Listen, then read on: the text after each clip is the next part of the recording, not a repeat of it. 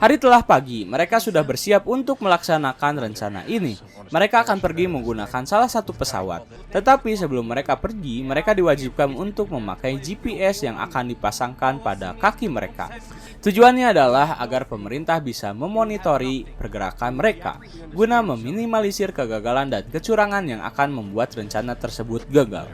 Lalu mereka pergi menggunakan pesawat dan diantarkan pada sebuah gedung tempat di mana mereka akan merencanakan seluruh rencananya.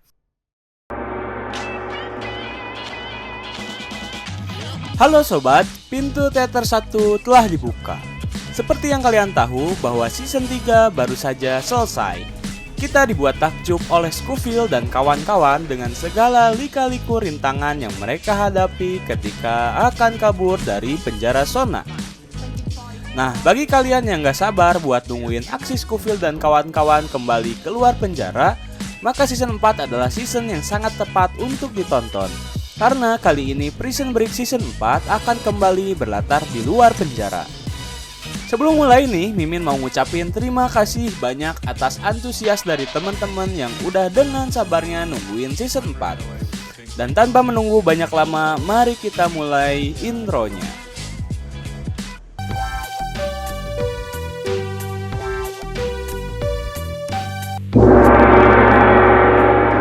Scene dimulai pada sebuah gedung tempat di mana mereka akan merencanakan seluruh rencananya. Di sana terlihat satu orang lagi yang akan membantu mereka dalam misi ini. Ia bernama Roland. Lalu ide rencana dimulai oleh Mahon yang mengusulkan idenya. Ia menceritakan tentang seseorang yang diduga sebagai salah satu sipir yang bekerja pada pemegang kartu Sheila. Ia menduga bahwa orang tersebut bukanlah supir sembarangan. Mahon menduga bahwa ia merupakan mantan militer dengan mobil anti peluru yang ia kendarai.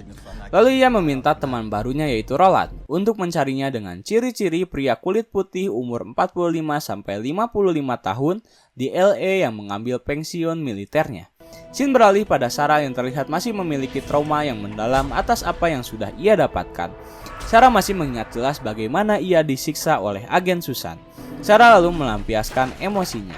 Scene kembali berganti di mana Roland berhasil mendapatkan data yang Mahon sudah sebutkan. Lalu Mahon mendapatkan data orang tersebut. Lalu mereka mulai membututi pergerakan orang tersebut. Terlihat orang itu masuk pada sebuah gedung dengan tingkat pengamanan yang sangat ketat.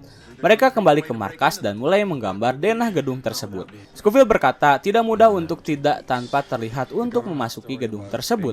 Lalu Burrow berkata bagaimana jika kita tak perlu memasuki gedung tersebut.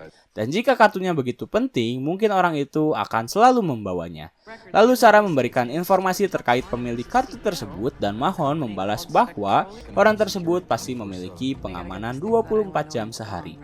Tiba-tiba Roland memberikan idenya dengan berkata bahwa kita tidak akan mencuri kartunya, tapi membuat duplikatnya. Lalu ia menunjukkan suatu benda yang terlihat seperti ponsel, tetapi benda itu ibarat lubang hitam digital. Dan ponsel itu dapat mengambil info yang tertanam di Sheila jika jarak mereka cukup dekat. Scofield dan kawan-kawan yang tengah melancarkan aksi pertamanya. Terlihat Sucre yang memberikan informasi bahwa mobil yang ditumpangi oleh Tucson telah berangkat. Lalu ada tim Roland yang memonitori pergerakan ponsel tersebut. Tak lama mobil yang sudah diawasi melewati mobil milik Scofield dan Sucre, melancarkan aksinya dengan mendahului mobil tersebut lalu berhenti mendadak tepat di depan mobil milik Tucson. Dan terjadilah tabrakan. Lalu Sucre keluar dari mobil dan ia terlihat mengumpat menggunakan bahasa Spanyolnya dan mencoba mendekat pada mobilnya guna untuk mendapatkan data dari kartu tersebut. Tetapi sang supir menahannya dan bersiap untuk mengangkat senjata jika Sucre akan macam-macam. Lalu Tucson berkata untuk segera memberikan sejumlah uang agar ia bisa cepat pergi. Lalu sang supir memberikan sebuah uang dan Sucre pun gagal untuk mendapatkan data dari kartu tersebut. Scene beralih ke Meksiko di mana T-Bag dan anak buahnya masih survive di tengah padang tandus. Lalu tiba-tiba anak buahnya menyerang dia dan berkata bahwa ia sangat kelaparan.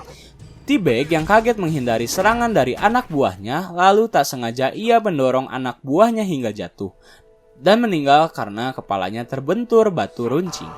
Tak mau mati kelaparan, akhirnya T-Bag dengan terpaksa memanggang anak buahnya untuk dimakan.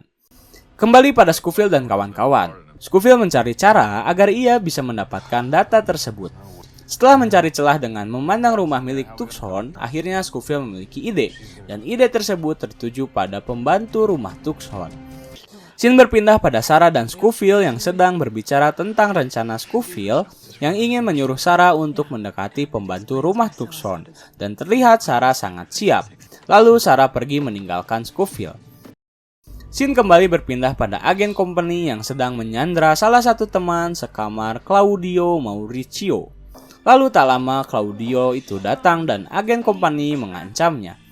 Jika ia tidak memberi catatan pemindahan tahanan atas nama Michael Scofield dan Burrow, maka konsekuensi dari tindakan tersebut adalah nyawa temannya. Keesokan harinya, terlihat Sarah yang tengah membaca koran di samping pembantu rumah Tuxhorn yang sedang menunggu bis. Lalu Sarah mencoba untuk memasukkan ponsel tersebut ke dalam tas yang sedang pembantu pakai dengan cara ia berkata bahwa ia sangat menyukai tas miliknya. Dan Sarah ingin melihat tas tersebut. Lalu sang pembantu mempersilahkan Sarah untuk memegang tasnya. Dan ketika ia memegang tasnya, Sarah mulai memasukkan kartu yang ia selipkan pada koran yang ia pegang. Dan Sarah pun mengembalikan tasnya tersebut. Lalu Scene kembali ke Meksiko di mana T-Bag yang sedang berjalan, lalu tiba-tiba ia melihat dua pengendara ATV yang menghampirinya dan mereka menawarkan tumpangan kepada T-Bag. Scene beralih pada Scofield dan kawan-kawan yang mulai memonitori pergerakan pembantu rumah Tuxhorn. Dan Scofield menelepon rumah milik Tuxhorn dengan berkata bahwa ia berasal dari perusahaan alarm dan beralibi menerima sinyal yang aneh dari rumahnya. Dan ia menyuruh pembantunya untuk membuka semua jendela. Lalu Burrow menelpon Roland untuk menanyakan adakah sinyal yang ia terima. Dan Roland menjawab ia mendapatkan sinyal tapi itu bukan sinyal yang berasal dari kartu tersebut. Dan Scofield berkata kepada pembantunya untuk mengecek ruang kerja pribadi. Dan ia pergi pada perpustakaan. Ketika sang pembantu pergi ke perpustakaan, mendadak sinyal yang sangat besar didapatkan oleh Roland. Dan Scofield menyuruh untuk sang pembantu tetap di perpustakaan. Sementara Roland menunggu untuk mengambil data yang kartu tersebut miliki. Setelah datanya selesai ditransfer, Scofield lalu berkata kembali kepada pembantunya bahwa sistem keamanan rumah tersebut sudah selesai diperbaiki dan menutup teleponnya dan pembantu tersebut keluar dari rumah. Lalu Mahon melancarkan aksinya dengan berdiam diri di samping pembantu dan Bellick berpura-pura menjadi pencuri dengan mengambil tas milik pembantu tersebut dan berlari. Lalu Mahon berlari untuk mengejar Bellick. Hingga tiba di belokan, mereka berdua menggeledah tas tersebut untuk kembali mengambil kartunya. Tetapi masalah datang ketika kartu tersebut hilang di dalam tas milik pembantu. Dan Mahon dengan segera kembali mengembalikan tas tersebut agar ia tidak dicurigai. Scene berpindah pada agen company yang sedang memantau penjara untuk menghitung jumlah napi. Dan ia menelpon seseorang dengan berkata, sebelum Scofield dan Burrow dipindahkan, ada orang yang membayar jaminan mereka. Dan ia perlu tahu orangnya. Lalu orang yang ditelepon berkata bahwa yang membayar jaminan tersebut adalah Bruce Bennett.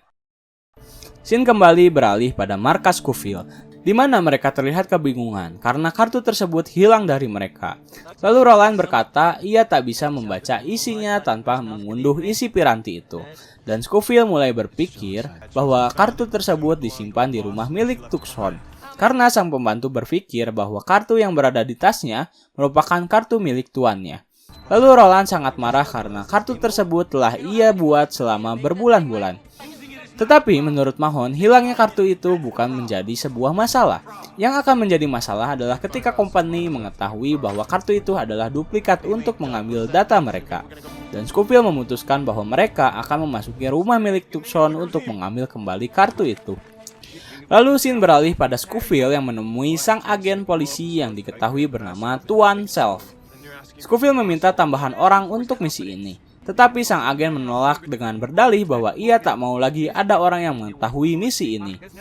Karena ia tahu bahwa misi ini sangat rahasia, ia berkata jika company mengetahui duplikat itu sebelum mereka berhasil, maka tamatlah mereka.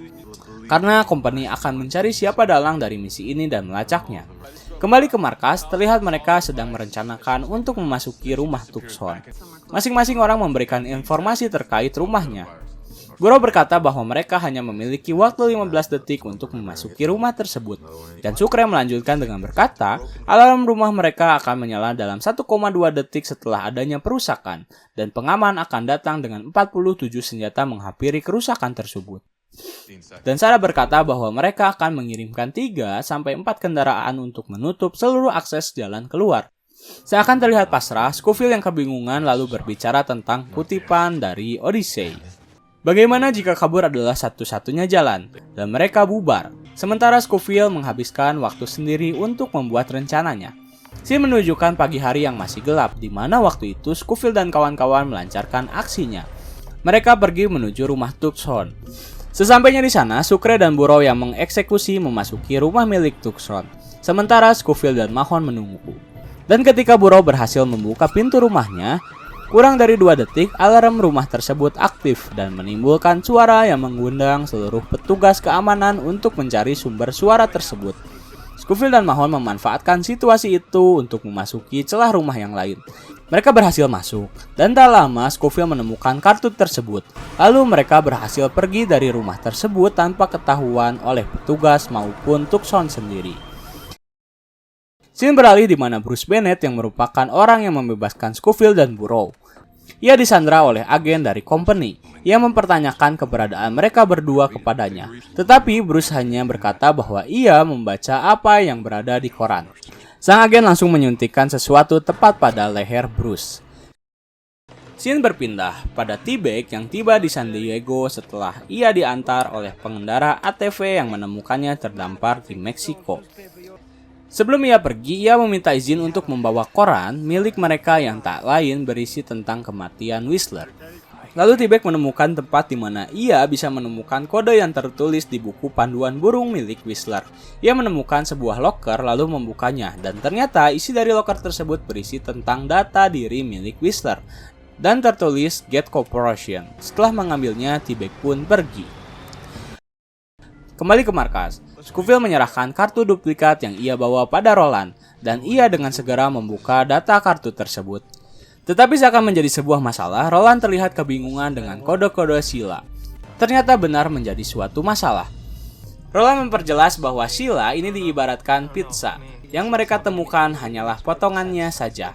Lalu Sarah mengingat kutipan dari ayah Scofield bahwa company merupakan monster berkepala 6. Dan ia mulai berspekulasi bahwa data-data Sheila ini tidak hanya satu kartu, tetapi tersebar kepada 6 orang petinggi dari company. Itu artinya mereka harus mencari lagi 5 kartu Sheila.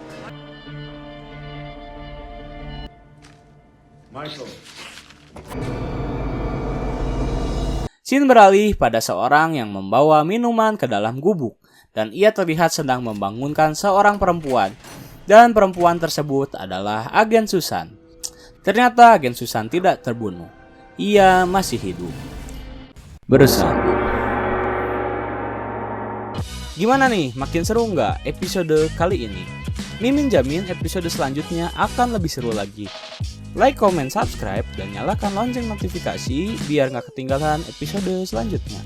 Sekian dulu episode kali ini. Sampai berjumpa di episode selanjutnya. Pintu teater 1 telah ditutup dan salam untuk keluarga di rumah.